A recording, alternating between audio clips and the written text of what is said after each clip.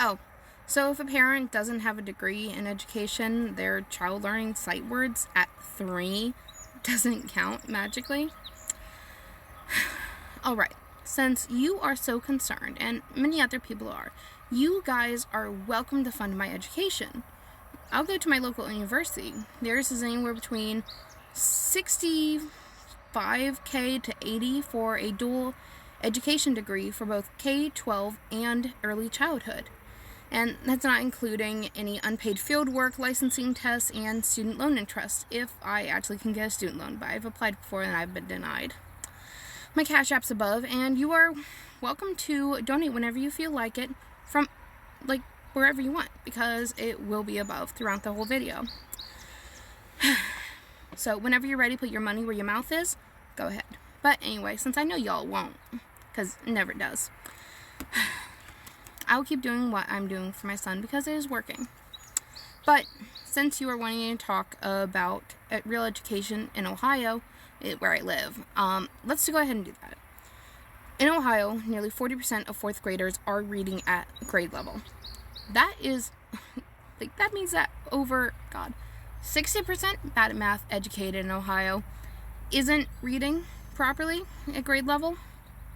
And if they're special needs, it's even worse. It is only 21.9% of 4th graders with IEPs that have scored proficiently in reading.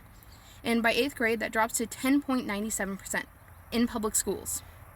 That alone. But if you want to send them to a private school, you are welcome to pay for that as well, because we can't afford that. And it's not really on the professionals, because, well, they don't have enough funding, and they are overworked. Classroom sizes in Ohio range between 25 to 20 students per teacher. And even in small classrooms, special needs students often don't get what they need because support staff are limited, funding is inconsistent, if at all, resources are overwhelmed. This isn't a teacher problem, as I've stated before, and it is a governmental issue. But Ohio's governor, Mike DeWine, decided that he needed to use the $600 million from unclaimed public funds to build, or at least help fund, the Cleveland Browns' new stadium that they don't need, and vetoed funding for schools. That is public money that should have and could have gone to literacy intervention, classroom aids, school education services, or actual schools at all. But as usual, sports came first. And those sight words, yes, my child has memorized some. Memorization is not a full picture of reading, but it's part of it. It builds familiarity and recognition, which helps fluency and decoding, which, if you stop there, that's on you. Okay, and you have to use phonics and other things, otherwise you aren't getting a well-rounded thing, which is actually what they want you to do now. So yeah, we aren't stopping there. We are building a rounded education for him, daily and with intent. My family, at least, believes deeply in the value of education.